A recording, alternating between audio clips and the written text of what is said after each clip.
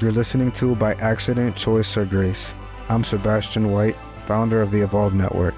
This is a space for thoughtful conversation, quiet disruption, and the kind of reflection that transforms.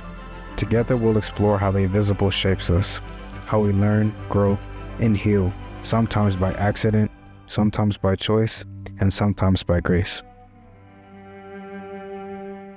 What's going on, everybody? Welcome to By Accident, Choice, or Grace, Dialogues with the Evolve Network. I'm excited to introduce you to our guest, Jessyca Dudley, who is the founder and CEO of Bold Ventures. I definitely want to give you a second to talk about Bold Ventures. Yeah, happy to. Can you please? Yeah. So Bold Ventures is a strategic advisory firm. Lots of big consulting words to say that we develop strategy for folks who have resources and are looking to move it to people and communities of color. So we work with families, we work with individuals, we work with institutional philanthropy, and we work in this frame of reparative philanthropy. So really understanding how wealth was generated and thinking about how we can use our philanthropy to address that directly. So a lot of the work we do is, what are your actual values? Yeah. Where did you learn them from? Are those the values you want to move your resources with, right? Like, how do we build relationships in a way that are really generative and non-extractive, right? So we're working with folks who are making multi-year commitments to communities, to organizations, who are showing up in relationship with them. We really value being informed by movements. So we are always trying to be in conversation with movement leaders, movement organizations to say, we are not, as consultants, going to come up with some best practice strategy for how to do this work. What we can do is hold the relationship with movements and hold the relationship with funders and be a translator and an activator between the two. But really, like, we're strategy folks. We're working with funders. We're trying to get the best outcomes for people and communities of color. Got it. Well, thank you so much first for your work. Yeah. So really excited to get into this.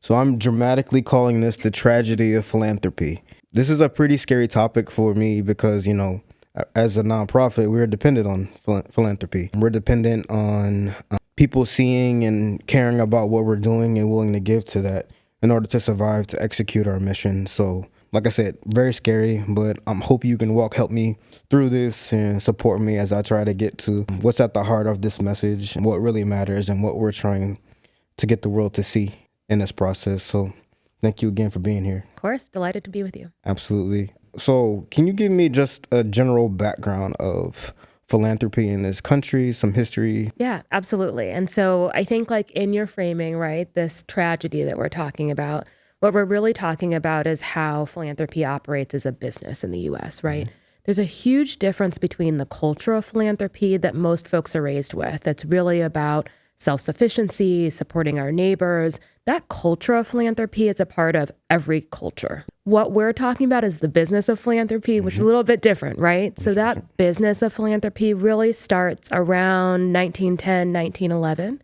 You've got industrialists who have really made outsized wealth in the U.S.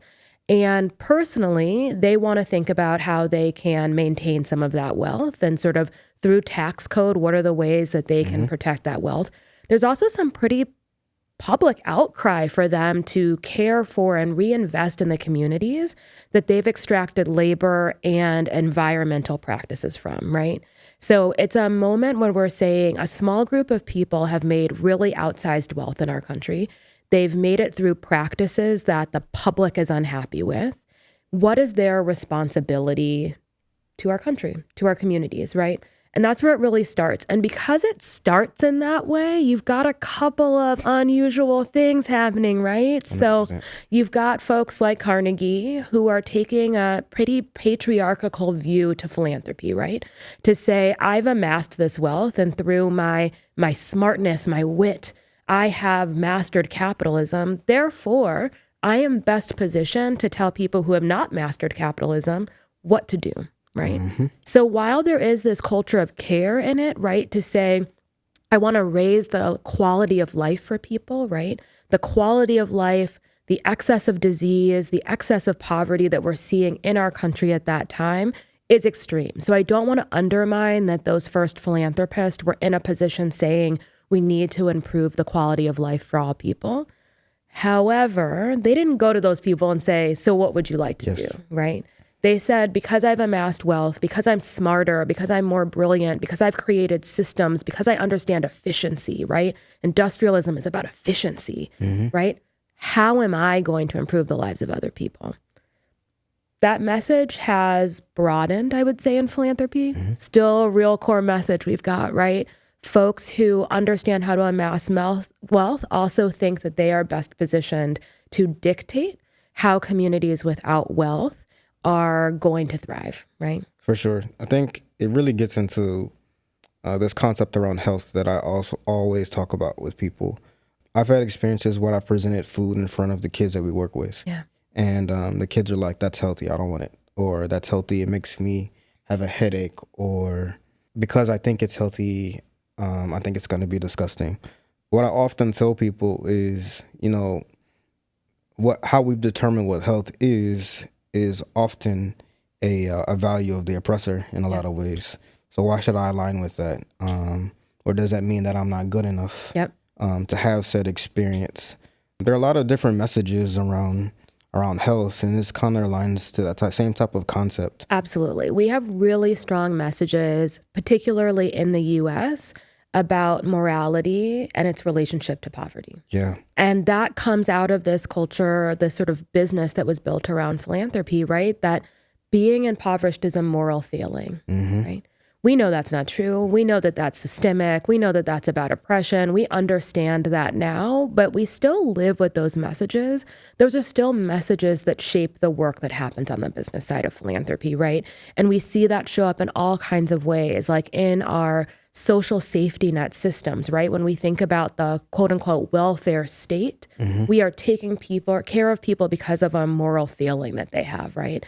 We have not disentangled those messages fully, and they play a strong role in how the sector of philanthropy sort of has formed itself and operates, as well as the experiences that individuals and communities have when they have to interact with philanthropy as a system. It makes me think about if you really examine those businesses, and then put morality in it, what does that mean? Exactly, right. And then I think it's the same thing when you push people into a corner, how they respond. Yes. So really thinking through that for folks. Yeah. Oftentimes when I'm looking at grants, thinking about do they align with what we're doing, so forth and so on, how do I adjust my mission to fit this funding opportunity? What do you think are some ways we can look at that system, and how can we engage philanthropists so they're more aware of what's happening in said communities, where I don't have to sell my soul to you in order to get the support that I need to impact the communities that we care about? Yeah, I mean, you're really talking about the challenge of proximity, right? That for many folks who are in a position where they have the financial means to give significant amounts of their wealth away, or they're working within an institution that's doing that work, they may not ever have been, and they may no longer be proximate to the challenges that they want to work on through their philanthropy, right? So when we think about access to food, if you have been someone who inherited wealth, is in a position to be a philanthropist in a way where you're giving away millions of dollars a year, you may never have experienced food insecurity. And so how do we actually make that work urgent and relevant to the people who want to fund it? I think a lot of that happens through relationship building, right? The work that we do at Bold Ventures is really working with institutional philanthropy, individuals, families to think about the strategies that they want to use for their philanthropy. We hope that they do that with a recognition of how their wealth was generated and what harms that brought to community. If that's your starting point, then you're really trying to get proximate to understanding what are the systems and practices that you are responsible for, that you have benefited from, that are really impacting people every day. And that's how you sort of get that proximity. But I think without that desire, that curiosity to understand, that proximity to get in relationship with folks, you end up with nonprofits doing mission creep to try and match the ideas that someone who has no direct experience with the challenge has put out there in the space, right? And so as a sector, right, as a nonprofit and philanthropic sector, how do we create those relationships and build proximity so that we don't have this distance between people who have the resources and people who are seeking to make change in their communities? Have you seen successful, or have you had successful experiences of helping people internalize those different facets of life, of systems, of their privilege, or vice versa? Yeah. I mean, honestly, I think, again, a lot of it comes through actually meeting people who are experiencing things, right? I think there's nothing more important than building meaningful relationship between people. I think we can talk to people about it. We work with lots of folks that, they have built a lot of success through their academic work or through building businesses. And sometimes a case study is the way to reach them. But often there's nothing like being like, okay, come with me to this school. Yeah. Like, let's spend a day here. Like, sit down and talk to some students, right? Not just come observe, right? Sit down and talk to some students. I'm so happy that you said that. I get asked all the time, can we come see a class? Can we come watch a class? Well, the kids aren't guinea pigs for you. Right. And that also disrupts the sanctity of our space. Yep. But this idea of having them come and no, you make the relationship, right. You form it, you engage. And intend for it to be long-term, right? This is not, I came for an hour to feel better about how I'm moving my money. This is, I'm building a long-term relationship with someone because I want to support this person or this work, this community, this organization for many years, right? Because that's one of the sort of challenges, traps of philanthropy, right? These sort of one-off opportunities. Here's a grant opportunity for 1 year. We're not making social change in 1 year. We're just not, right? We need funders and we need institutions who are making long-term commitments. That means building long-term relationships. Got it. So the opposite spectrum is, I'm a funder, why should I? Yeah. And I think when you're doing this, we have to understand both sides of this. We do. We absolutely do. How do we empathize with that piece of this? I think in the same way that communities are receiving messages that are really challenging and really confining to their work, so are funders, right? So one, I think if we think back to this history of how philanthropy started, a lot of the models that we had were our sort of government systems for funding, right? They were about counting. How many people can be served by this many dollars? What is the demonstrated outcome of that? It wasn't necessarily about social change, right? Early philanthropy is really about counting. It's about efficiency. This sort of newer place that we're in around philanthropy, right? This is a sector that's less than 150 years old, it's still pretty young. It's still figuring itself out. We have not figured it out yet, right? It's more about social change, which means we need people to actually understand how social change works. Just because you are a funder doesn't mean you understand how social change works, right? So how do we get funders a political home? How do we get them involved with movements? How do we get them to understand what social change looks like, feels like, tastes like, so that they can understand what it looks like to fund that? If we are working with funders and helping them understand, right, this is a 10-year, 25-year horizon that we're building towards. We're building a movement. We're building social change. Then you fund that work differently. You make longer term commitments. You make more flexible commitments. You understand that an individual organization cannot do this alone. They're part of an ecosystem of organizations, right? No young person you work with only interacts with you, right? For sure. So it's great that they're funding you, but are they funding the full ecosystem of organizations that are going to make change for that young person, right? So we have to sort of get folks that kind of education, that kind of understanding, if that's actually the work that they want to do. Got you. Even for me, I mean, this podcast is called By Accident, Choice, or Grace. I don't know when change is going to happen. I don't know when the light's going to go off for a kid or they're going to have their moment, right? Whether with me or with somebody else. I'm trying to distinguish, how do I give a timeline for somebody or something that I can't predict or know? Right. But does your funder need a timeline? Right? I think that's the question, right? You want to work with folks who are like, I know change takes time and we don't know when the spark is going to happen. So I'm going to fund you because I know it could happen at any moment. And I want to be a part of that. And I want to stand with you in that, right? So I do think, right, and I always say this, like, not every funder is the funder you want to be with. For sure. Right? Yeah. Because not everyone's going to be able to see that vision. Not every institution is set up to do the work in the way that's going to best support you either, right?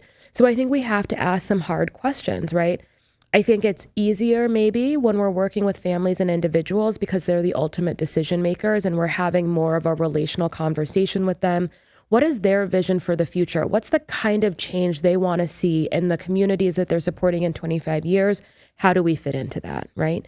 I think with institutions, it can be a little bit more challenging, right? Because you're building a one-on-one or an interpersonal relationship with an individual who is accountable to a larger institution where they may not have decision-making power over some of the changes that happen, right? So one of the pain points for nonprofits is always, hey, we did 3 years of work. We had these amazing outcomes. The foundation changed their strategy and we're no longer a fit for their new strategy. But we did all the things we were asked to do. We hit all the marks. We did all the work. We put in all the reports.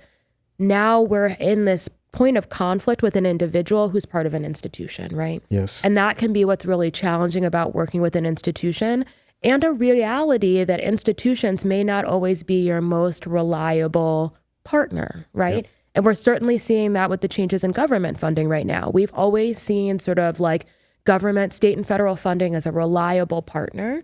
And now we're seeing maybe it's not. And I think we need to think about that too. Like we're building relationships with individuals. Sometimes those individuals are within institutions. Are we working with the institution or are we working with the individual? Got it. I think that's a key difference in a lot of ways because of narratives around systems. Systems are created to sustain themselves. Yeah. So if we're going to break systems, we don't have to break down institutions or not align with them. And that kind of brings me to this idea about if the value is the same, we share the same value, but our picture of what that looks like is different. Yeah. Can you still support me or see me through right. this? Of course, right? And I think some of it's understanding, like, I think about this in the context of what happened, like a lot around sort of the justice reform space. You had some pretty conservative funders who their like ultimate goal for why they would fund reforms to the justice system were not the same as Black and brown people who were impacted by those systems. Mm-hmm. However, they were able to meet in a place to say, like, we want to see reform and change to this system. We can be a funding partner. But that was a hard choice for a lot of organizations to say because, like, politically, socially, we may not be aligned, but we are seeking a similar outcome. Is there a place we can align on this without causing harm to the people who are going to be involved? I think that's the key, without causing harm. Yeah, I always ask myself, like, would I take money or funding or support from somebody who I don't align with? Exactly. It's such a complex question. It's a complex question, and it's like a constant gut check. And like, I think like we can't be overly purist about questions like that in a capitalist system, right? This is not like, at least for me, like the dream scenario, right? Philanthropy is not a dream scenario. I would love to live in a community and a culture and a world where philanthropy isn't needed, where we actually have an equitable distribution of resources. There is not such extreme wealth that philanthropy even exists. But operating in the context of what we have now, it's an important question to ask. Can I work with you? Can I figure out how to sort of map the power of the people in my network and the people that I interact with and understand, hey, I need on the ground support for this. This person will support that. We're going to align on this. We may not align on some other things. That sounds like a beautiful world to live in. Right. I think we're far away from that. Yeah. I mean, I think we need to have some really important conversations about how wealth was generated. I think it's really easy to ignore that. I think it's really easy to say, I generated outsized wealth because I'm smarter than other people. Yeah. I don't believe that, right? I don't think you can generate outsized wealth without either engaging in extractive labor practices, right? So not paying people what they deserve for the work that they're doing, poor labor conditions, right, that put people in harm, or extracting from the environment, right? Something happened there. And can we be really honest about that? And I think when we engage in those conversations and we understand and we start to really sort of like pull the veil away from the systems that have created this wealth that has led to philanthropy, hopefully it opens us up to a different conversation about how we move that money. So I think that's the first thing. The second thing is get proximate and get into relationship with people. Like we're never going to get the kind of repair that I think we aspire to in philanthropy if we hold ourselves separate from other people. Yep. Got to be honest about what happened, how the wealth was generated. Also really got to get relational with folks. That's the balance of how we actually build a philanthropy that's reparative and that does not continue to extract and harm and dehumanize the folks that we claim to help. And I hope that's heard. If this is something that you want, you have to get to know the folks that are doing it and what's at the heart. You can't read that on a sheet of paper. Exactly. On your computer screen. It's something that you feel, that you live and experience. And hopefully it helps folks who are in a position to move resources to find joy. Yeah. Right? Like this should be That's a beautiful way joyful to put work. this. Yes, for sure. Right? Yeah. But it's like what gets in the way of that joy is that separation, is that counting, that I'm only going to look at this on paper. Like for the philanthropist as well, the joy is going to come because you built relationships and you got to see that spark, you got to see that change, you got to be a part of it. And not just to feel good about having money and moving it, but to actually be in genuine relationship with folks. Love it. Yeah. And for joining me, this is truly, really insightful. And I hope those that are listening really hear the depth and the complexity of this issue and what we mean by tragedy and what's possible. I think we're all trying to make the world a better place. Yeah. How can we do that together? You guys, thank you so much for your time and care. Please remember to get involved with Evolved, and y'all take care until our next episode. Thank you.